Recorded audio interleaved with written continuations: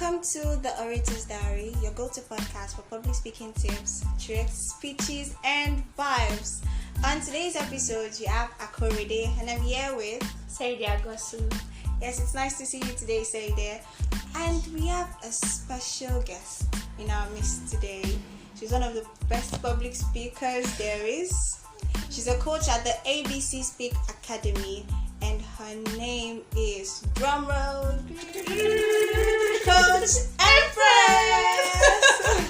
Hello, Coach Empress. It's so nice to see you. It's nice to be here. It's a pleasure to be on the Orators Diary. Empress, we have our first question with you, which is, can you take us through your public speaking journey so far? My public speaking journey.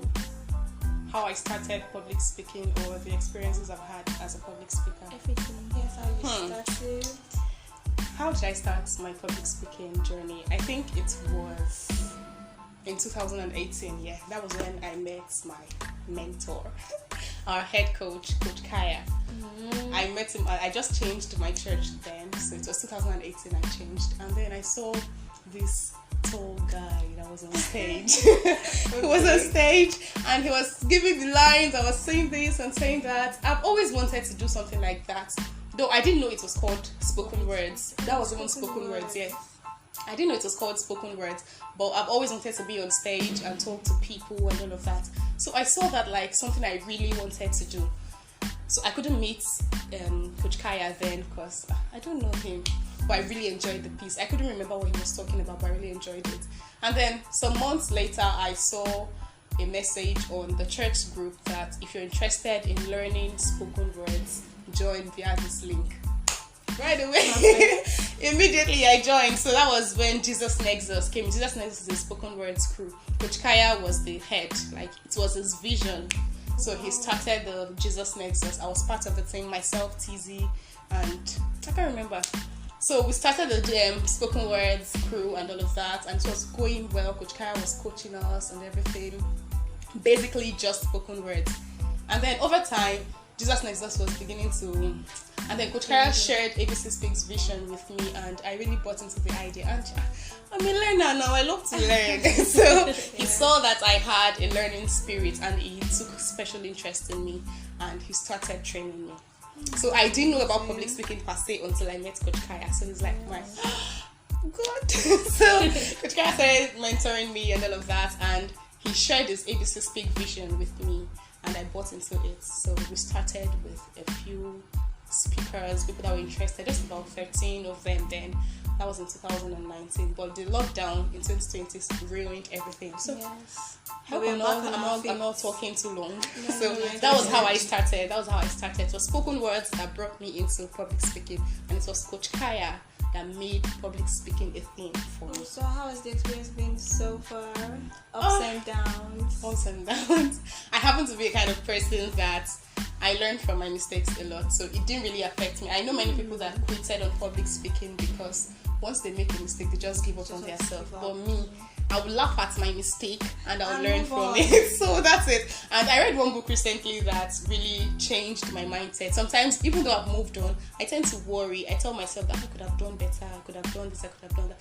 But I read The Subtle Art of Not Giving a Fuck. My sister. I've read of that. That is then. Oh No, that book is... I can't remember the writer. But I know I didn't even finish the book, and the book changed my mindset. Like, okay, I don't give a damn. So I happen to be, I love to learn. So when I make mistakes, there are times during your public speaking experience, maybe you're giving a speech or you're giving a spoken words rendition, and then you just do something that you didn't plan, something you wish you didn't do. Yeah. But the truth is, you can't change it. It has happened. So just learn from that mistake and do better on your next stage performance. But many people make that mistake. They just let that pull them down. And they'll be like, they'll laugh at me, all of that. Yes, they'll laugh at you for me. If you are the audience, won't you laugh? Yes, you laugh. If you are the audience, you'll laugh too. So let them laugh. You did something wrong, they'll laugh at you. But you're supposed to learn, pick up yourself, and keep moving. Keep moving. Yeah. Don't Keep give up. moving. Yeah, that's Tell it. me. So it has been both sweet and sour, but it's been a very interesting ride. How about coaching? Coaching. Let me give you one expo. So coaching has really helped me be more confident in myself. especially the fact that I happen to be the person that teaches stage fright. So I tell myself anytime I'm to go on stage, I'll be like, AOD, you are the one teaching these people how to manage stage fright. May it not be heard. That you heard when that. May it not be heard that stage fright let you down, or you went up on stage and you did something less than excellent. Yeah. So that has been motivating. Like the fact that I coach people and I know that people are looking up to me, people are learning from me, it gives me a reason to keep going. It makes me believe in myself. It gives me more confidence. Coaching has been a very, very, very lovely experience. I am loving it. I don't even want to stop coaching anytime soon, please. Let's keep going. Yes. God bless Coach Kaya. God bless AbCSpeak. Let's go to Empress.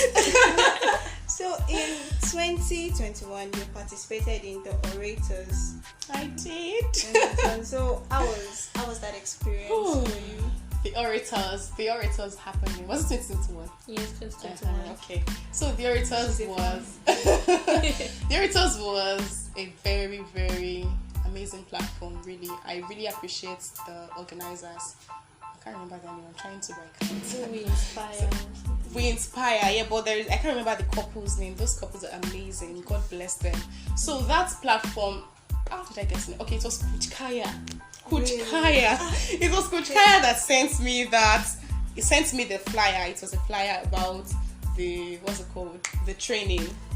No, not the training, rather the competition. So he sent it to me. I didn't know Coach Titi had seen it. So it happened that Coach Titi too signed up for the competition. So we did more of Zoom meetings and all of that. The competition was really, really tasking. It was tasking and I was learning a lot. They were giving us tasks. I had to sit back, learn, write, and they were teaching. While they were giving us tasks, they were teaching and all of that. So it was really, really interesting. And then I made it to the finals. Yeah, we went to Radisson Blue. And then when we got there, they gave us one debate that we're going to do. They said it was on something Nigeria. I can't remember. I know it was in Nigeria, but I remember using that green song. Yeah, I remember using that song as my intro, but I couldn't give that speech because I didn't make it to the final. You get. Wow. So while I was there, it was a debate on feminism. That was the topic. Myself, sadly, luckily, unfortunately, I don't know. My team was speaking against Coach Titi's team. So she was against, I was for. I happen to be the head of my team and she happens to be the head of our team. So you can imagine. You can imagine. So we're facing ourselves, we gave our name, we spoke and all of that. And at the end, Coach Titi's team happened to win. But it was really an amazing experience. Like, I learned a lot. I couldn't give my last speech, but then I saw a lot of people. I met with a lot of orators. That was the first time I was opportune to meet people in the same field as me. I got to connect with them. Networking was on the high and all of that. So it was a really, really, really good experience. I didn't make it to the final, but it was an amazing experience, I must say. Yeah, there's definitely going to be one winner, right? Yes. Yeah, so that's it. Many other people would have seen that as a reason to quit. But what did I even laugh at it during trainings, right? Yes, yeah, during trainings. I happen to share my sad experiences, that's the ones that happen to be that didn't go the way I expect on stage. I happen to share it during classes so that my TTs can learn from my mistake. I don't hide my flaws. I rather tell you about it so you can learn from it and not make same mistake as you. So facets. So from what you just said now, I've learned that you should have a Coach Kaya in your life. Yes, so you need a Coach Kaya. You need a Coach Kaya in your life. So what is your drive? What keeps you going and striving to become a better public speaker daily? Aside having to coach people, personally, what keeps you going? The fact that I know that I have a lot to offer. And one of the platforms that I would use to offer that is through public speaking. So I try to give it my best. I don't want to be like every other public speaker. I don't want to be a mediocre. It's not something I want. I want to be excellent. It's not an option. Yes. Mediocre is not something I want to be. Mediocrity is not something I want to find myself in. You understand? So I want to be a very excellent public speaker. That is why I strive to. I read books. I watch videos online. I try to sign up for trainings. Even though I'm training people, I won't say, I'm training people now. Why should I have let somebody training me? No, I don't do that. I try to get better. I attend trainings if I have to. I read books on public speaking. Not only because I have my TTs that I have to coach, but because I know I have my personal goal that I want to achieve. Yeah, that's amazing. That's it. So, what is your biggest public speaking fail and your best memories of speaking? My biggest public speaking fail. Remember I said I changed church in 2018. Yeah. So before 2018, I was attending a different church. It happens to be a C&S church. So the first time I went there to give a spoken word rendition, I think it was in 2020, if I'm not mistaken. So it went well. I gave them, they were feeling it, they were clapping and everything. So I was like, next year we'll come back stronger. So next year, the speech I went with, it happens to be English field. There's a word like that. And it's a Yoruba church. So I wasn't thinking about my target audience, which is a very wrong thing to do as a public speaker. As a public speaker, one of the things, in as much as you have a very good message to pass, you need to think about your target audience, because regardless of how good your message is, if your audience can't get it, then it's a waste.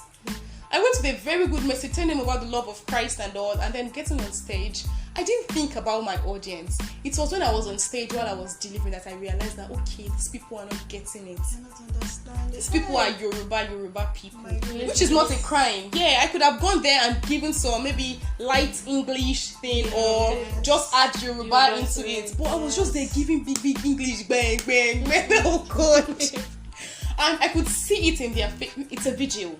Jeez. So it was a vigil that night, and oh my God. You see that, like, what is this? I was looking at them and I could see it in their faces that their faces were telling me, Abewaka, please be fast and go. Like they were tired. I could see it in their, even me, I felt like, okay, let me just say thank you for listening, but I have to finish. And then there was the choir, my people, I was a chorister when I was still in the church, so they would ginger you now, our person is here. So I knew that they weren't getting it too. But they were just clapping, clapping, and They just went out once the words, and just snap your fingers. I knew they weren't getting it because I didn't think about my audience when I was writing my speech. I wasn't thinking about them. I was just about, okay, I want them to know about the love of Christ. That was all I was focused on. But the truth is, in writing your speech, the first thing should be your audience. Know your audience so you will know how to shape your speech. Yes, it's good to speak. It's good to speak fluently. It's good to be a proficient public speaker. But you also need to know how to manage your audience. It is very, very important. Thank you very much, Coach Empress. We've learned a lot from that long but also short and experience. Yes. Thank you. We move to this or that section. Okay. So I'm just going to mention two different options and pick which one best suits you. Alright. So radio host or TV host? TV host, please. I like to be seen. I like to be seen. Radio will hide me. It's just my voice. I love that. I like to be that seen. because a lot of people think wanting to be on TV is a sin. No. The fact that you want people to see you, it's not a sin. I like to be seen, please. Public speaker, I'll stay on stage and talk now. I don't just want to be behind the scene and hear my voice. See the person that has the fine voice. Look at my face. I just wish this podcast has a video so you can see the fine face that's talking to you. Easy. Okay. Compare or debater? Compare. Everybody prefers compare. Compare, please. Compare, please. Props or no props? Props. It helps me explain better. Though I've not really used a lot of it in recent days, but I know props helps with better explanation. Yeah. Skirts or pants? Pants, please. Skirt Wow. what? Nobody wants to wear skirts. Skirt what? Pants, please. That's amazing. Thank you so much, Coach Empress, for joining us today. Thank it's you amazing. For listening. We've learned a lot from you today. Thank you. We've reached the end of today's episode. This podcast has been brought to you by AbCSpeak Academy. To learn more about public speaking, register for training at AbCSpeak Academy. To register, contact Coach Empress on 0701 635 6886 or 701 635 6886. You can also connect with us on our Instagram page at abc_speak, and would love you to remember that I can speak, you can speak, and anybody can speak.